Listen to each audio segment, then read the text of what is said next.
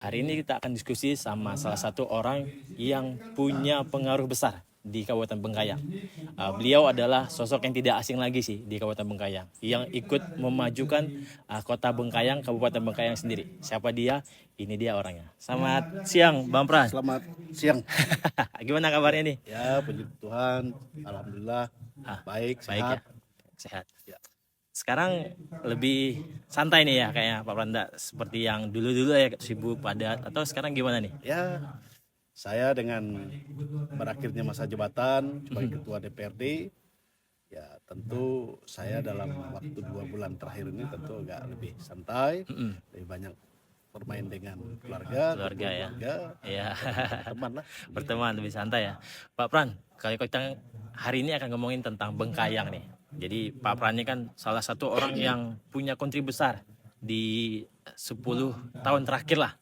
Kalau dilihat kan Pak Pran ini salah satu ketua Partai Gerindra. Siap. Nah, kalau dulu kan Partai Gerindra pertama kali itu kan masih kosong ya. Jadi pertama kali 2008 atau 2009 gitu lah ya. 2008 ya, 2009. Terus pemilu pertama, pemilu kedua itu langsung menang nih. Di kedua kan ada dua, jadi mau jadi wakil ya, jadi wakil. Habis itu jadi ketua. Pak Pran mungkin bisa dibagikan ya, gimana sih leadership seorang Pran membawa partai yang begitu besar hari ini, Pak? Ya. Khususnya Bengkayang. Ya, yang pertama memang saya dipercayakan DPP untuk menekuni partai Gerindra di Bengkayang pada tahun 2011. 2011. Ya. Pasca pemilu 2009. Iya. Nah, memang 2009 Partai Gerindra di Bengkayang tidak dapat kursi di DPRD. Bengkayang ya. Oleh karenanya mungkin DPD, DPP evaluasi di semua kabupaten kota yang Partai Gerindra tidak memperoleh kursi sehingga direvitalisasi lah kepengurusan itu. Nah, salah satunya adalah saya di Bengkayang dipercaya oleh Bapak Ketua Umum Pak Prabowo ya. Waktu itu Pak Soehardi, Profesor Soehardi. Ya. Yang ketua DPD-nya adalah Pak Ambul Husin. Percaya saya untuk menjadi ketua DPC Partai Gerindra Bengkayang. Ya. Seiring berjalannya waktu, saya karena saya sudah diberi mandat oleh partai, tentu bagaimana saya ini target pertama bagaimana saya bisa mendapatkan perwakilan dari Partai Gerindra ini, target dulu. Sehingga saya berbagai cara, berbagai strategi saya untuk mensosialisasikan partai ini kepada lapisan masyarakat yang ada di Kabupaten Bengkayang. Nah, berkenaan dengan itu tentu ya berjalannya waktu, ya simpati rakyat, simpati masyarakat, dan saya juga merekrut daripada seluruh pengurus, seluruh kader-kader yang ada di Kota Bengkayang untuk saya melihat rekam jejaknya juga. Tentu hasil daripada kerja kita sehingga pada tahun 2014 kita sudah mengikuti pemilu, Partai Gerindra yang kedua kalinya di Bengkayang. Ya, puji Tuhan kita dipercaya rakyat sehingga bisa menduduki posisi ketiga sehingga saya sebagai ketua DPC Partai Gerindra pada saat itu mencalonkan diri, bahkan saya dengan memperoleh suara terbanyak di Kabupaten Bengkayang. Hasil itu adalah kami posisi ketiga dan saya dipercaya partai untuk jadi posisi wakil ketua Bengkayang. Ketua Bengkayang ya. 2014 ya. 2014. Ya, terus pemilu kemudian langsung nih masih bertahan bahkan naik juga 2000, tingkat ya. Terusnya ya tentu berjalannya waktu karena saya sudah posisi sebagai wakil ketua DPRD. Di DPRD ada 4 waktu itu. Ya, saya tidak anti dan tidak bosan-bosannya bagaimana Partai Gerindra terus kita gaungkan, terus kita besarkan, apalagi pada saat itu Partai Gerindra sudah dipegang langsung oleh yang pemilik partai, yaitu Bapak Prabowo Subianto. Nah, berbagai cara, berbagai strategi kita melakukan sosialisasi, melakukan cara-cara bagaimana Partai Gerindra ini bisa eksis ya, menjadi besar, Partai Gerindra ini bisa menjadi pemenang. Ya, puji Tuhan bisa memenangkan pemilu di tahun 2019. Bayangkan pada saat itu yang kita kalahkan Partai Demokrasi Perjuangan yang tidak pernah kalah di Kabupaten Bengkayang sejak pemilu 1999 sampai hari 2014 tidak pernah terkalahkan, sehingga 2019 kita bisa mengalahkan. Begitu juga Partai Demokrat yang juga hampir pemenang di Bengkayang, yang notabene juga ketua Partai Lompati yang berkuasa di Bengkayang, kita bisa mengalahkannya. Saya Bisa. pikir itu adalah kepercayaan masyarakat yang harus saya Pegang apresiasi, ya. ke kepiawaian daripada seluruh kader-kader yang selalu tidak henti-hentinya berjuang, Ya. menggelorakan dan mensosialisasikan partai ini di lapisan masyarakat terbawah di Kota Bengkayang. Oke, Pak Pran, ngomongin salah satu partai, mengembangkan partai itu kan tentu kita tahu lah, itu kan tidak tidak membutuhkan biaya yang sangat sedikit, artinya biaya itu besar lah kayak gitu kan. Ya. Artinya selain biaya, tenaga, waktu juga bakalan habis di sana.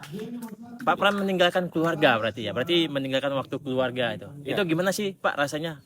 Ya kita tahu lah, membesarkan partai kan biaya udah habis, tenaga udah habis, waktu udah habis. Ada rasa penyesalan nggak sih Pak sampai hari ini membesarkan partai Gerindra sampai hari ini masih besar?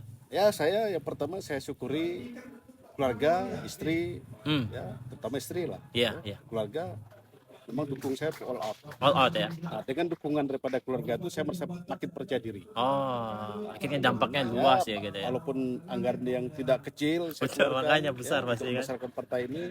Karena dukungan daripada istri, dukungan daripada keluarga, saya makin percaya diri. Oke. Kalau tidak didukung oleh istri, saya tidak bisa Ya, berpartai. juga bergerak ya. Ya, Ya. apapun alasannya, karena sebuah perjuangan, sebuah gerakan kalau tidak didukung oleh istri, Iya. hasilnya sia-sia. Percuma juga gitu ya. Percuma juga. Pak Pran, ini kan apa namanya ya?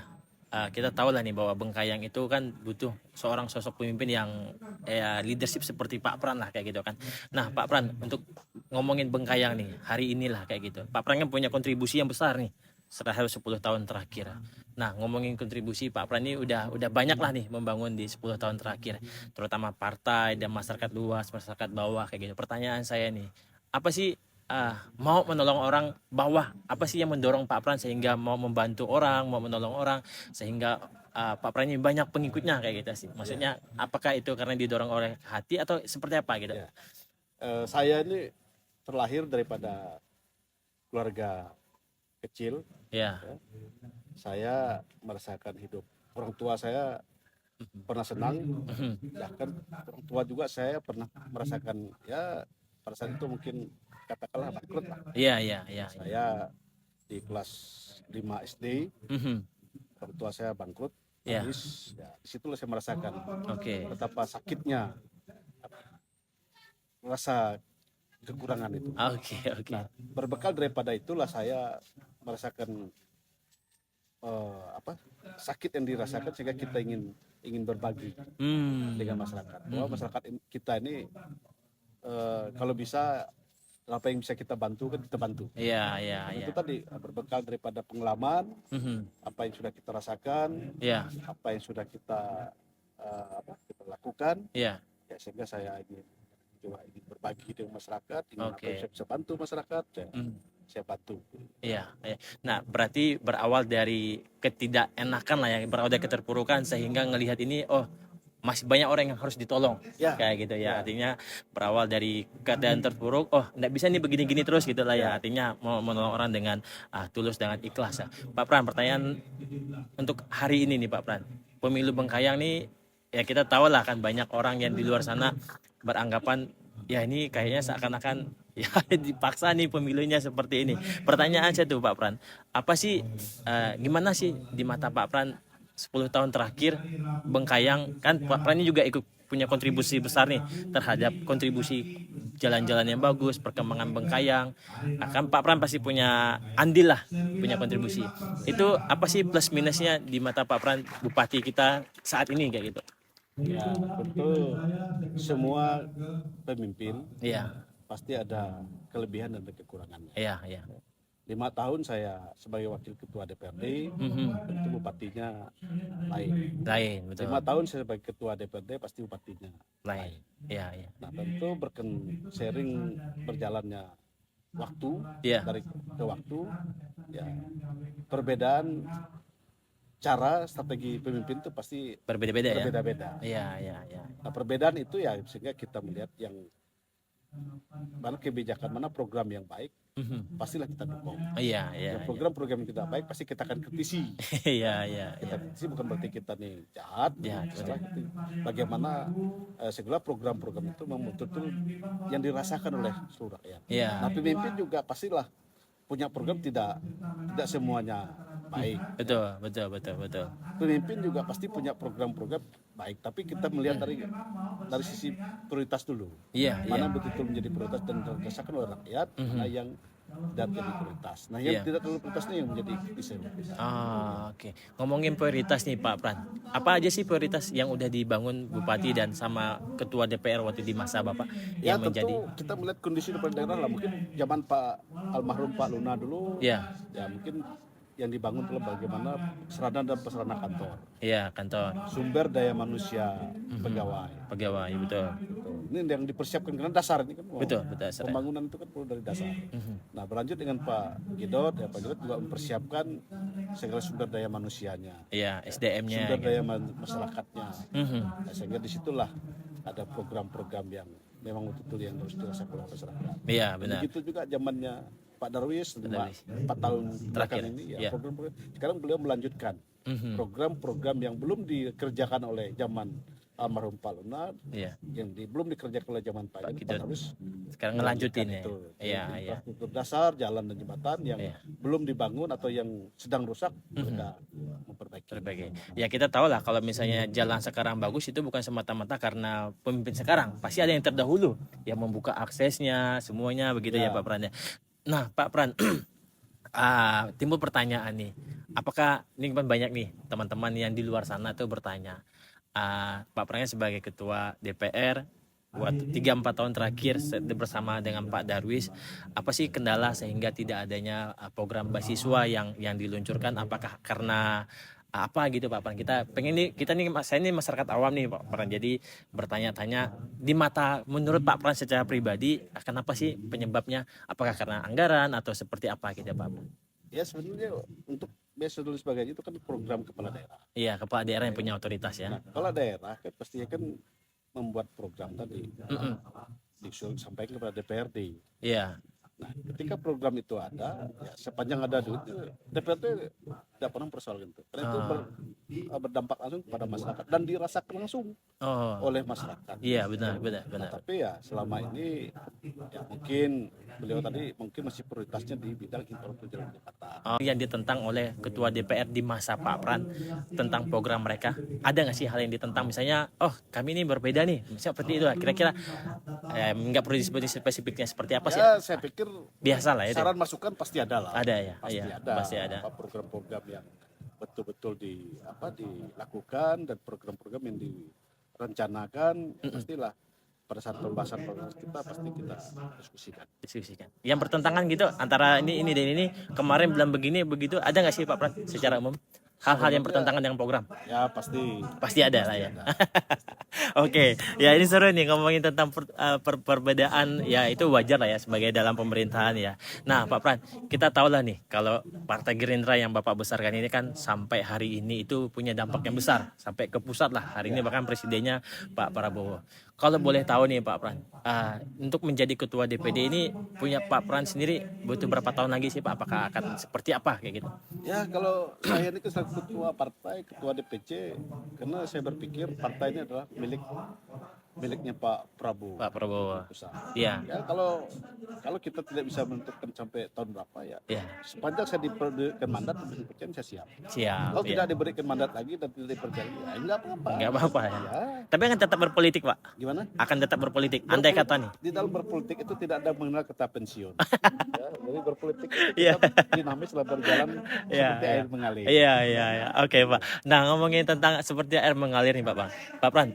Jadi kan banyak teman-teman yang di luar sana nih, tentang Bengkayang lah kayak gitu kan. Nah, kita tahu nih Bupati hari ini kan diusung oleh Partai Gerindra. Nah, gitu. Apa sih yang diharapkan dari Partai Gerindra? Pak Pran kan ketuanya nih, ketua Partai Gerindra. Apa sih yang diharapkan? Kan DPP yang memberikan rekomendasi. Nah, menurut Pak Pran ini gimana sih nanti? Ya, yang pertama itu kan saya selaku pimpinan di tingkat kabupaten menjalankan perintah. Iya. Daripada Dewan Pimpinan Pusat dalam bentuk rekomendasi.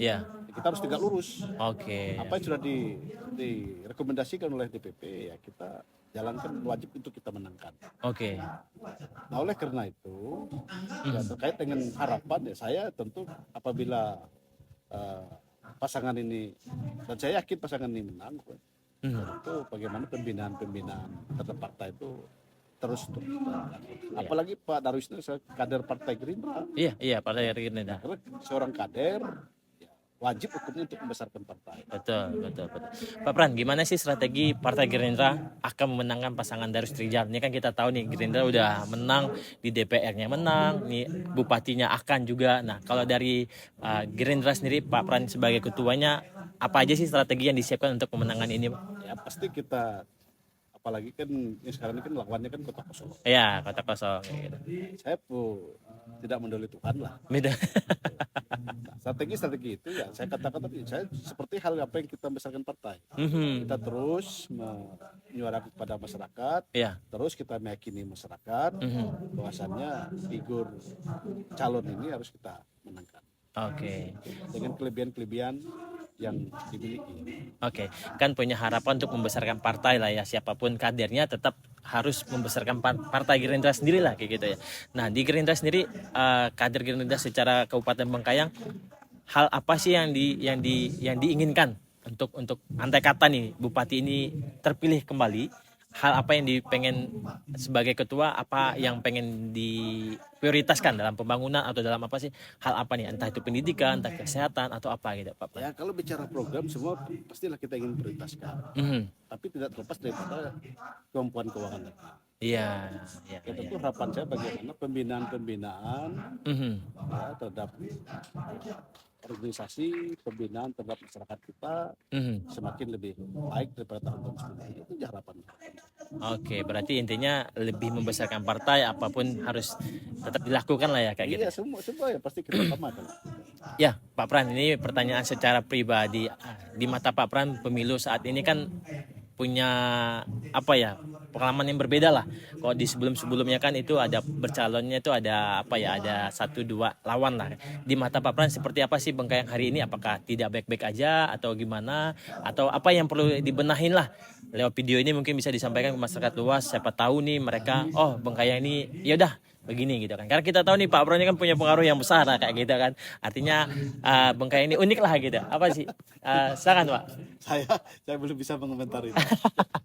Oke, kita akan lanjut lagi ke pertanyaan terakhir nih Pak Pran. Nah, ya kita tahu lah, otomatis lawannya kota kosong, otomatis juga akan pasti memenangkan lah kayak gitu.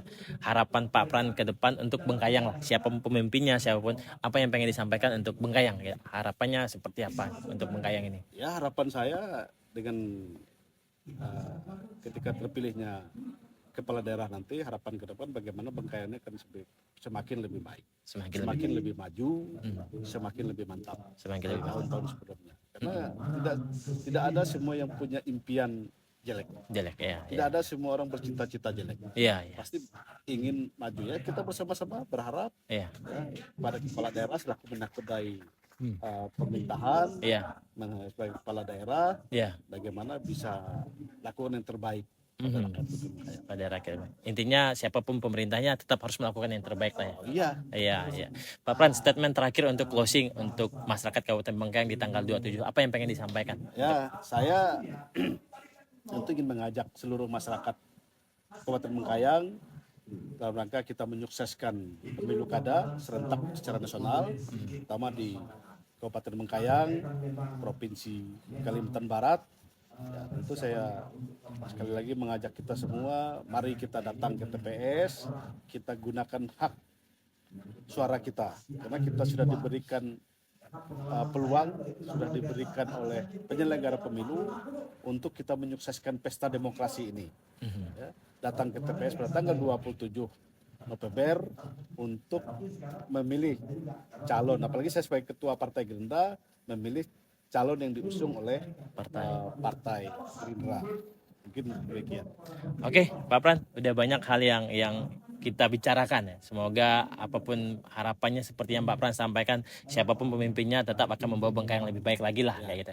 Jadi terima kasih Pak Pran buat waktunya. Doa kami mengiringi Pak Pran biar tetap sehat nih. Terima kasih. Thank you buat waktunya. Tuhan berkati Pak Pran. Amin. Thank you.